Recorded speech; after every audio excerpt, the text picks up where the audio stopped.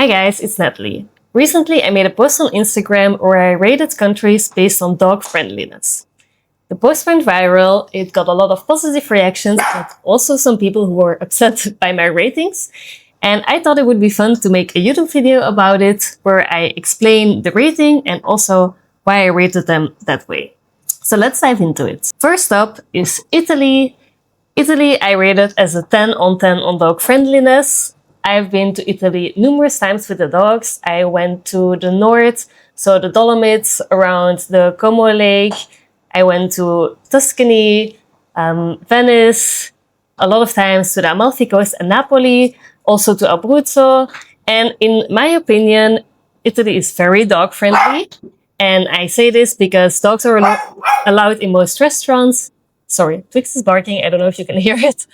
But yeah, they're allowed almost everywhere. Shops, restaurants, even some supermarkets. They're even allowed on flights from one place to the other within Italy. So I would say that that is pretty amazing and very uncommon because even big dogs are allowed on national flights. And also on the streets, just everybody is super nice to the dogs. Everybody will come say hi. They're all like, oh, che bello. People are just generally dog-loving people in Italy, I would say. When I'm talking about dog friendliness, just to be clear, I am not talking about how dogs are treated necessarily by the people living in the country, as in dogs maybe being kept outside on a chain or in a kennel. I didn't see a lot of that in Italy. There were some dogs that were outside on a chain, but it was not something that was like super obvious to me, at least. Also on public transport, by the way, dogs are allowed. Sometimes they need to wear a muzzle, but in general, that was not really an issue for us. We took a boat bus in Venice, and Naya had to wear a muzzle, but I just put on one of these things that you can put on the dog's nose so they cannot eat something from the ground. So it's like a soft muzzle kind of thing. And she only wore it for like the first 10 minutes, and then I took it off because it was warm, and nobody said anything. They were all super fine with it. So then the next country is Wales. So as you know, if you've been following me for some time now, I recently did a road trip with Naya, Pomlu and Twix through the UK. And one of our stops was in Wales. Obviously, nature in Wales is amazing. It is so, so beautiful. So you can do lots of hikes, but also dogs are allowed in most pubs. They're allowed in shops. I found people to be very nice to the dogs. So Wales got an 8 on 10 from me. Then we have Sweden. I would say this was the country that got the most controversy on Instagram because I rated Sweden as a 2 on 10. And the reason for this is that the nature in Sweden is really nice, but I went there with Twix, who is a Chihuahua mix, so she's very, very small. She's only about 4 kilos, and she wasn't allowed into any shop, any restaurant. Even in coffee shops, we usually had to stay outside. The only place she was allowed to was Espresso House, which is like a chain, so we ended up always going there because it was really cold. It was October, and she was freezing, and I also didn't feel like sitting outside all the time. So yeah, that was a bit of a downside for me. Also in a shopping center, I couldn't bring her. I ended up putting her inside of my coat. So that kind of sucked. Because here in Spain, we are allowed to take even Naya into the IKEA, and in Sweden, we couldn't. So, and I definitely wanted to go to IKEA in Sweden. A lot of people were saying, because I went to Dalarna and Umeå region, and a lot of people were saying in the comments on my post that the south of Sweden, like Malmö and Gothenburg, I might pronounce that wrong, are very dog friendly, and that the people who live there can take their dogs into shops and restaurants and so on. But I just didn't experience that, and I am speaking out of my own experiences here. So also a lot of Swedish people who lived further up north, they would agree with me, and they would say like, yeah, this is one of the reasons I don't like living here. Or so I think it depends where you go in the country, but again, this is just based on my own experiences. Then I made a distinction between northern and southern Spain. So in the north, the nature is obviously beautiful, just like in Sweden, by the way. Dogs are allowed on most beaches, or at least that was my experience. Some people in the comments disagreed with that. But usually in shops, the dogs were also allowed, but then not in restaurants and bars. I have to add that I was there with Naya and Bruce, and Naya is a husky, Bruce is a mastin. And then the second time I went there with Naya and Duvel, and Duvel is also a very large dog. So it could also be because they are really big dogs that they didn't allow them as much. But yeah, in most restaurants, they weren't allowed. In southern Spain, or at least in the area where I live, so sorry, I gave northern Spain a 7 on 10. And then southern Spain, I gave it a 9 on 10 because where we live, dogs are allowed in almost any restaurant, bar, even in the pharmacy. I can even take them to the doctor with me. I would say the only places they're not allowed are supermarkets and sometimes restaurants, but even in most restaurants, they are allowed. I don't think we've been denied access more than maybe 2 times in the 4 years that I've been living here. And then I'm also talking about big dogs because Naya, she goes everywhere with me. And even when I go with multiple dogs, like 3 or 4 dogs, it's always fine. We can always sit inside, outside, doesn't matter. They're usually really nice. They bring water, they bring treats or like a little piece of meat or something.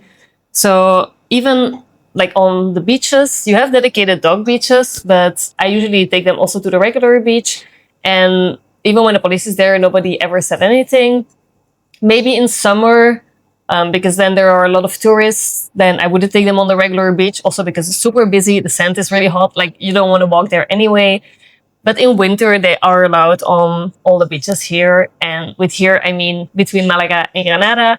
So if you're talking about southern Spain in Valencia, maybe that's different, but I have not been there yet. So for this area, 9 on 10. This is also one of the reasons I love living here. Then Monaco, surprise, surprise, is not the most dog-inclusive place.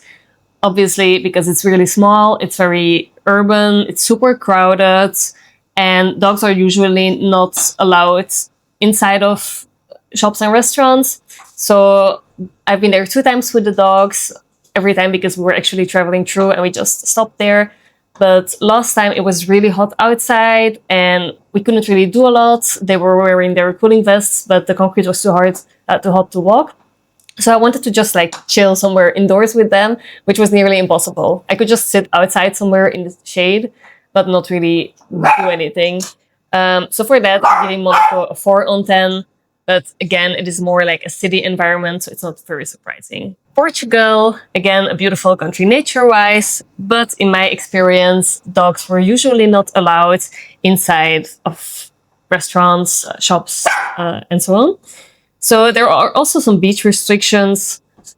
You have lots of other nature to walk, of course, but I'm talking about like dog friendliness in regards to being able to take them to a lot of public spaces. And this is actually one of the reasons that I ended up not living in Portugal, because initially we looked at Portugal as a place where we could maybe go and live with the dogs. But because it's not dog friendly enough, I didn't like it as much because I like to always take the dogs with me when I go out. So for that, Portugal gets a 5 on 10 from me. France is, in my experience, super dog friendly. So I've been there many times because it is also between Belgium and Spain. So naturally, every time when I travel with the dogs from Spain to Belgium or to the UK, or before even when I was still living in Belgium, I would go on holidays to France with the dogs.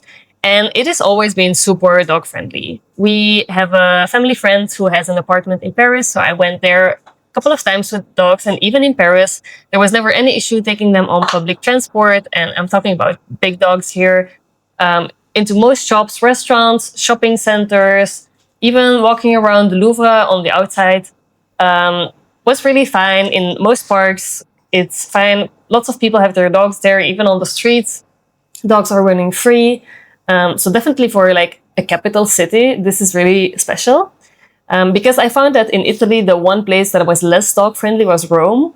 So yeah, I would say France gets a 9 on 10 from me because the French people are just super dog friendly. Belgium, so my country of origin, I gave a 7 on 10 because I think it's not the most dog unfriendly place at all, but it's also not the most dog friendly place. So it really depends on the shop owner or the restaurant owner. If you can take your dogs in or not. So some places are okay, some places are not, but overall, I would say it's pretty dog friendly. But it's not the same as like in Italy or Spain, where everybody on the street is like, oh, what a beautiful dog. Do they want a treat? Then Scotland, as you know, we recently went to Scotland, and I found that the most dog-friendly place that I've ever been in my entire life. So dogs are really allowed anywhere, literally everywhere. There was not a single place, even in Edinburgh, where we could not get the dogs inside. And they get cookies, they get water, they have pup cups, like literally the most dog-friendly place in the universe. Only for that, I would move there. And obviously also because the nature is so beautiful. Would love to live in Scotland, and I think the dogs would love that as well. So Scotland got a solid 12 on 10. Then England. So as I said before, Wales was very dog friendly, and Scotland, and I think it's just like a UK thing in general, because England is also very dog friendly. I've been with Naya and Peluche, who is a Mastiff and also a quite reactive dog sometimes. I've been with them in Kent, in East Sussex, and to London, and they were allowed in most public spaces. There are also lots of water bowls outside of shops. So in general, I would say British people are just big dog lovers. And of course, again, I am not talking about things like the pit bull ban and so on, which I am obviously against. So just about the dog friendliness in daily life. Switzerland, dogs are allowed in transport and some restaurants, but it depends a bit. I would say this is a bit similar to Belgium, so I gave Switzerland a 7 on 10. Then the Netherlands I found to be a lot more dog friendly than Belgium. I used to live on the border between Belgium, the Netherlands, and Germany, and usually I would go to the Netherlands with the dogs because I don't know, it's just a nice place to be. So I live close to Maastricht, and Maastricht is just a nice city to go to. And they are always very dog friendly. Like I could take the dogs into the restaurants, into shops. I think it's a bit different depending on which city you go to, but I give the Netherlands a solid 8 on 10. Could have been higher, maybe even.